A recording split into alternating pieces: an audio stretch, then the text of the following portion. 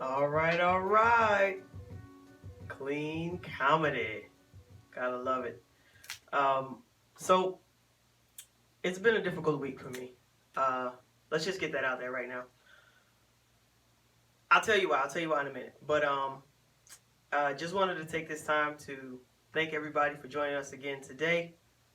Episode 3, 6-week series, Fun Friday Comedy. I'm your host, Jory O'Neill. This is not same shirt I wore last show. This is dry fit. Yes. Again, courtesy of South Nassau Developmental Sports. So I'm in my bag a little bit today, folks. I'm in my bag a little bit. Think that's what the kids say, baby. In my bag. Think I'm in my feelings. In my feelings, and I'll tell you why. I'll share. This isn't usually how I start off a comedy show, because right, comedy shows are supposed to be ha ha he he. But listen, I feel like if I don't get this out, the rest of the show is not going to go properly. So let's just get it out there. So I know most of the time I talk about my mother. She's a wonderful person. She really is. You should meet her. She's a lot of fun. Like a ball of laughter. It's great. Takes two to make a child. So my pops. Love my pops. And so my dad was supposed to come visit this weekend. And so he called, and I'll get into exactly how everything went down, but the call just, he didn't call me. He texted me. He doesn't, he's a strong silent type, right?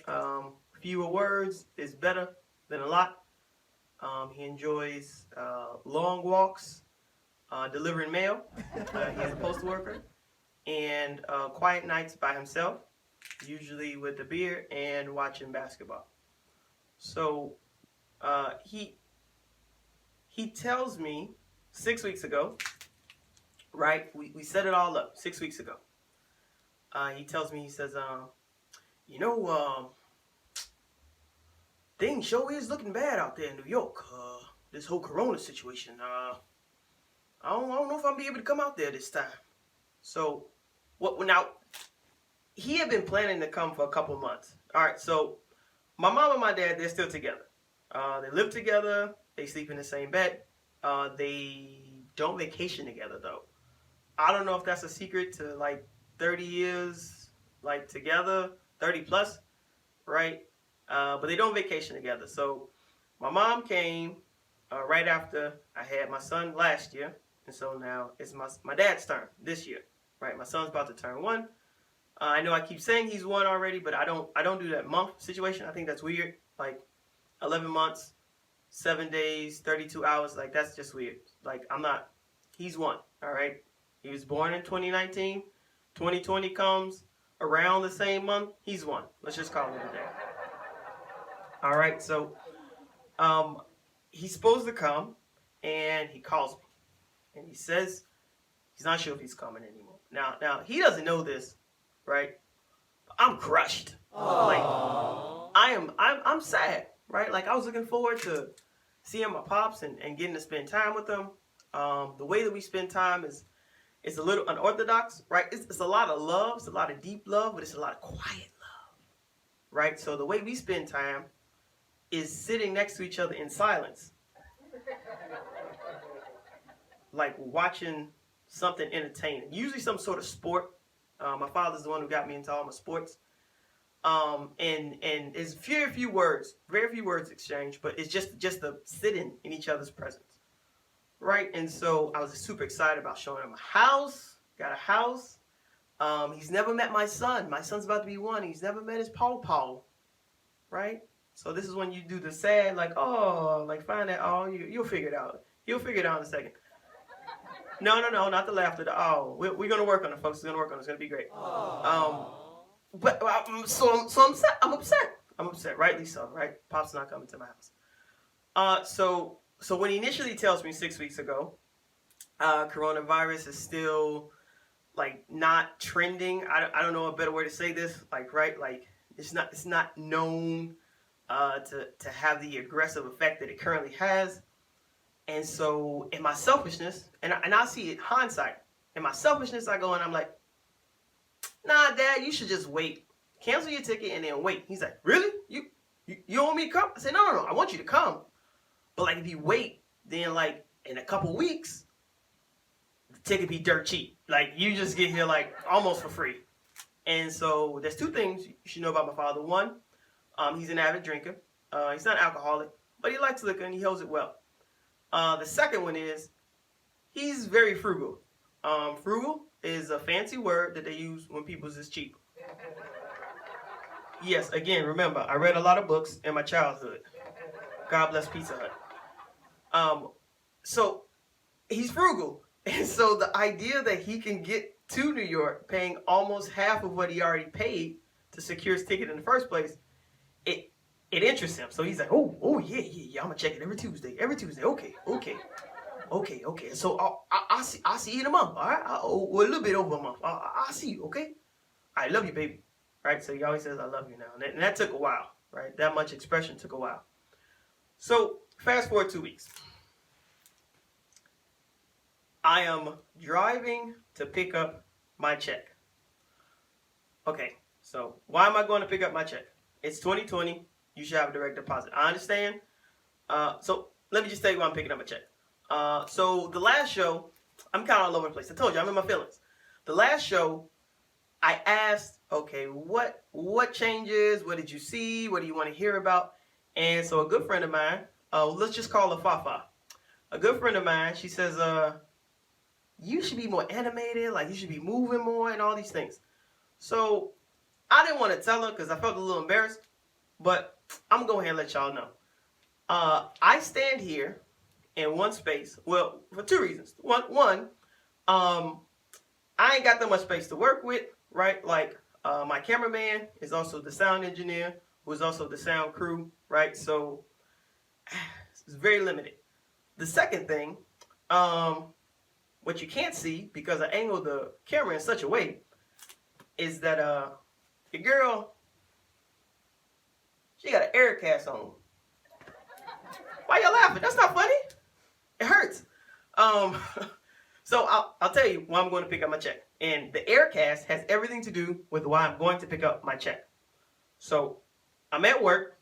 I'm a teacher at a high school. I teach phys ed. Some of you may know that. Some of you maybe not. So I teach phys ed, and I'm at work. This is, I say, the Tuesday before all the schools closed. I'm at work, and I'm in the gym, because that's where I work, in the gym. And I'm on the basketball court. Now, I can't tell you why I'm on the basketball court, for reasons that we ain't going to talk about, but I'm on the basketball court, nonetheless. I'm on the basketball court. That's a lot of laughter. And so I'm on the court, and there's a ball, and a certain type of ball, maybe soccer, maybe a basketball. I can't really say at this time until the investigation is over. So I'm on the court, and there's a loose ball. Let's just call it a loose ball. Let's just call it a ball. And I'm going for the loose ball. Now, I used to play basketball when I was young. I still do play basketball now. Just not, during school hours at work with other children. That's not something I do, because it would be highly irresponsible. So I don't know why all this laughter is happening. So I'm on the court, and there's a loose ball. We still don't know what kind of ball this is. So I'm going after the loose ball. And as I travel toward this loose ball, I see a freight train coming toward me. Not a physical freight train, because again, I'm inside of a gym, so there's no freight trains in the gym. But there's like this 6-year senior, Andre Giant looking dude, like he like 300 pounds plus, like at least 6'4". Like this is a big dude. Full grown man beard. Like I'm like, you look older than me, bro. Like why are you still in the school? And so he's coming toward me at a very rapid pace. And so I see him in my peripherals, right? So on the sides of the head, my peripherals, I can see him, right? And I'm traveling in this direction for the loose ball, and then he's coming in this direction towards me. And so I'm like, oh, I could jump over him. Now, I'm going to be very open and honest right now, folks. I have this reoccurring daydream where I'm like, no, this is real talk. Or I'm crossing the street, and as I cross the street, all of a sudden, this car comes out of nowhere, right? Almost blindsides me. I'm gonna give you a little taste. All right, so the car is coming, and I'm minding my business, crossing the street. And so as the car comes, I jump up. Not your average jump, right? Not a normal average human jump. I jump up and I commence to do this like I'm crossing over a high jump bar. So my feet come up.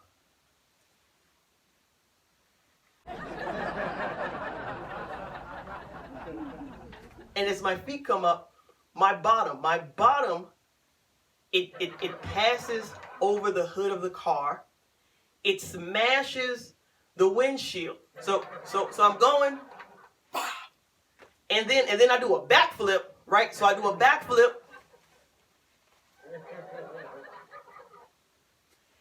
and then somehow I end up and I land, boom, on my feet, just in enough time to pull out my camera from my phone and take a picture of the license plate, right? So I have this is a reoccurring daydream that I have. And I have it like every other time I cross the street, which is why I drive so much.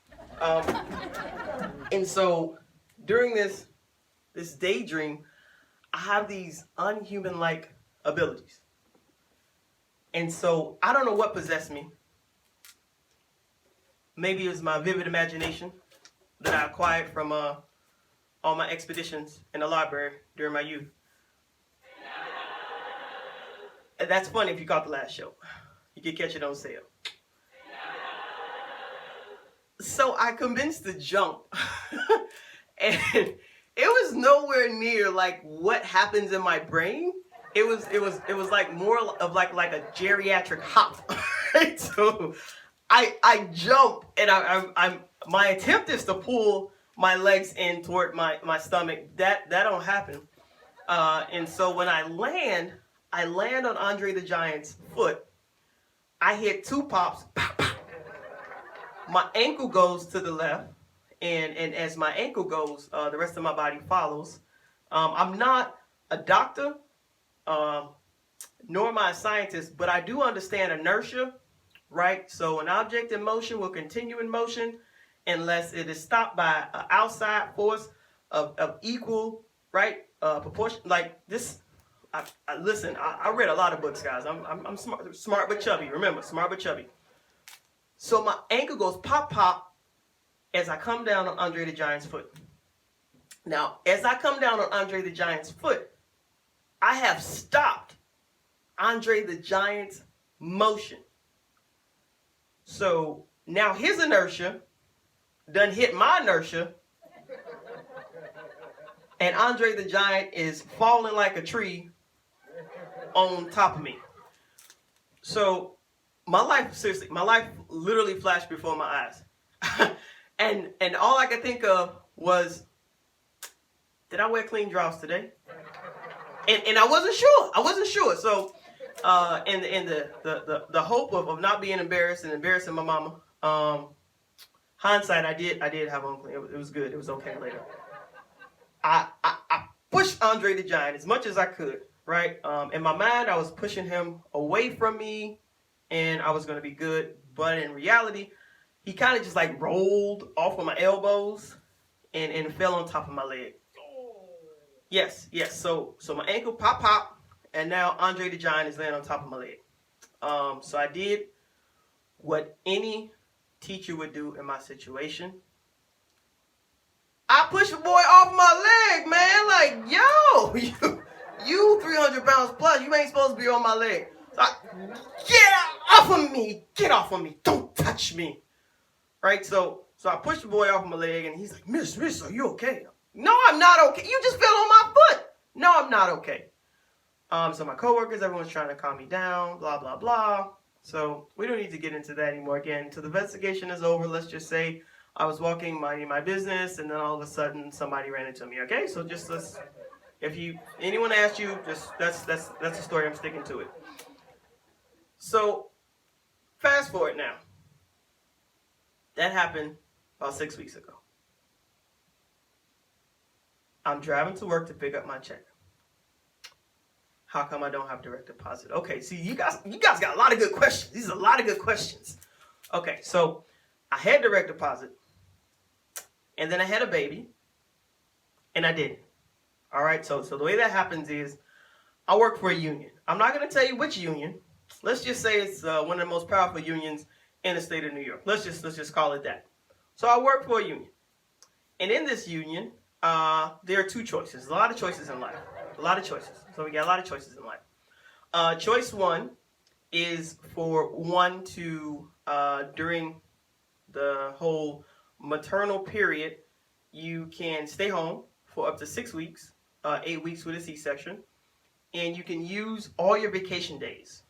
So if you have 30 plus vacation days and you want to use them to stay home and nurture your baby and to get well after birth, then go ahead and do that.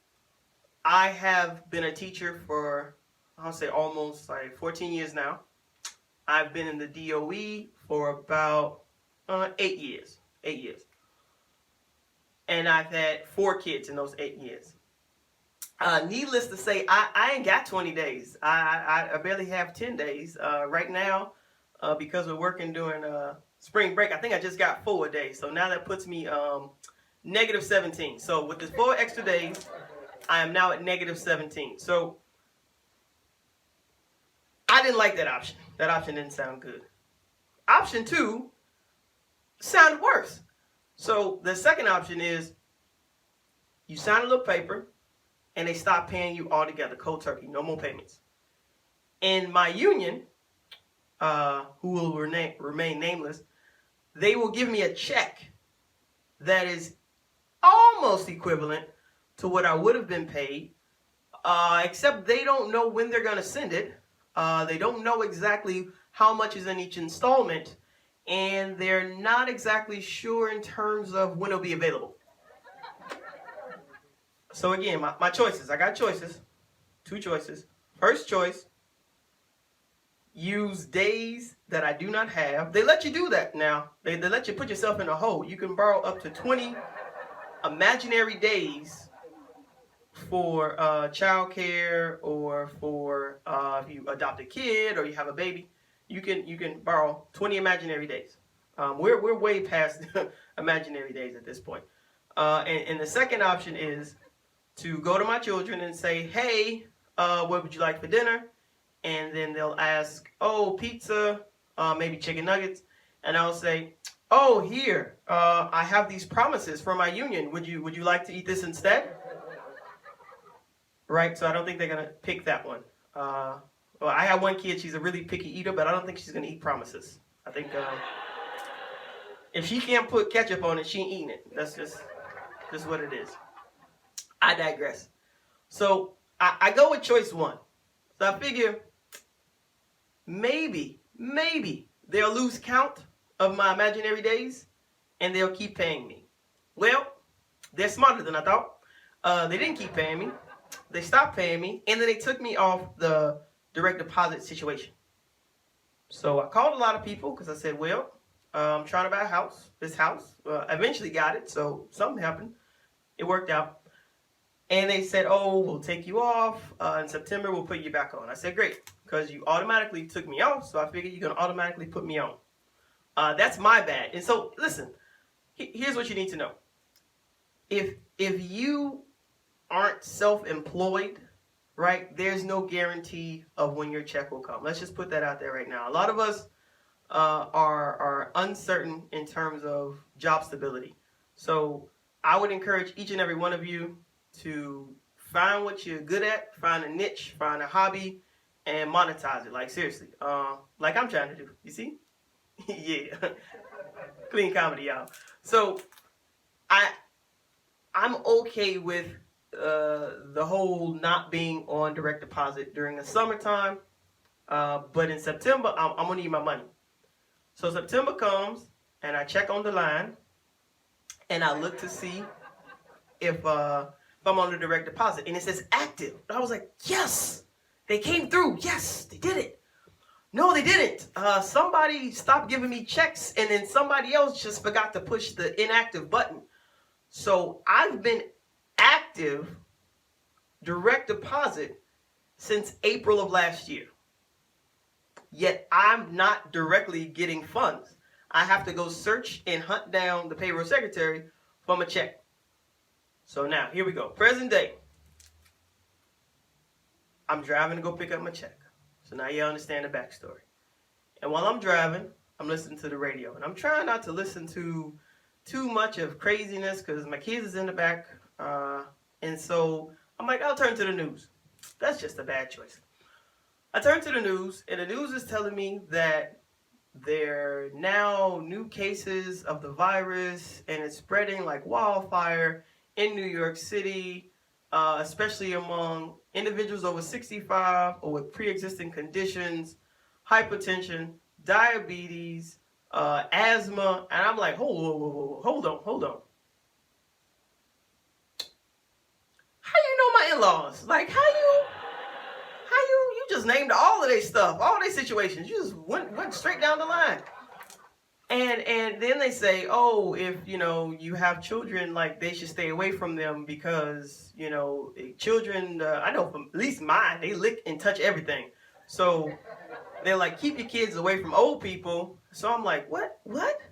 Now, mind you, I'm driving to pick up my check. And while I'm hearing this, my two small children who dead lick and touch everything are with my mother-in-law, who got out of situations. So what you don't know about my mother-in-law, because I don't talk about my mother-in-law too much, just my mama. I just keep it to my mama. But she's a little bit of a hypochondriac. So what I mean is she don't catch the diseases that you have just because you mentioned them. But if you cough in her presence, you will not leave her house without a full medical examination, a questionnaire, and a prescription. And no, she's not a doctor, so I don't know where she be getting these drugs from, but this is just what happens. I mean, she's Caribbean, so I guess that has something to do with it. But we'll talk about that later. So I don't want to call her and alarm her, but then again, I'm like, I don't want to get sick, right? Because like my mother-in-law, God bless her, I love you. If you ever watch this, you're great, you're awesome. I'm sorry I gave you a hard time in the early years, but we good now. She watches my kids for very little, right? Like I don't give her a lot, and she watches them, right, out of the goodness of her heart. When the sound engineer and I want to go kick it, she takes all 4 of them and keeps them for the night. Like, so now I'm like, okay, my babies can't get my mother-in-law sick because we're doing the cost benefit analysis. Everything has a cost and a benefit. So I'm looking at the benefit. I'm like, date nights, babysitting, that's good. She makes a mean rice and peas. I'm like, some good food. Right? So now all these benefits are selfish. Yes, I told you, I'm in my bag, I'm in my feelings, I'm being as honest as I possibly can with you all right now. And I'm like, that's a lot of good benefits, right? I mean, you know me and my food, like that's just like icing on top of the cake. So I'm like, that's the benefit. I gotta keep my mom safe. I gotta keep her healthy.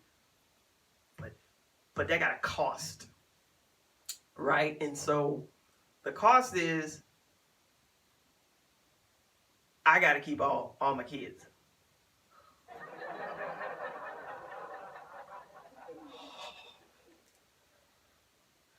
I have to keep them all with me, all 4 of them, for the whole day, right? And so I'm debating. I'm like, maybe I just rock out for the rest of the week. It's Tuesday. I don't know. And I'm like, you know what? No. That's selfish. I'm gonna get my babies. I'm gonna keep my mother-in-law safe. I'm gonna call her. So I call her, and every time I call her, she has to run down like everybody's health, like where their health status is, right? So she has the two young ones, so she's like, "Hello, hi, hi, Jerry, how are you?" So, "Hey, mom, what's going on?" Funny thing, could you pack the baby's wipes, diapers, food, formula, and clothes? Could you put that all in a big bag and just leave it at the door for me? Just leave it at the door. And she's like, "What's wrong? Who's sick? What happened? What are you okay?" I'm fine. I'm fine, mom. Just if you could put those things in a bag and leave them next to the door, that'd be great. She's like, "Why?" So I have to tell her, right? I say, "Well, according to the little man on the radio, you're at a higher risk to catch corona, and you could die." "Oh, She calls my father-in-law, Everton,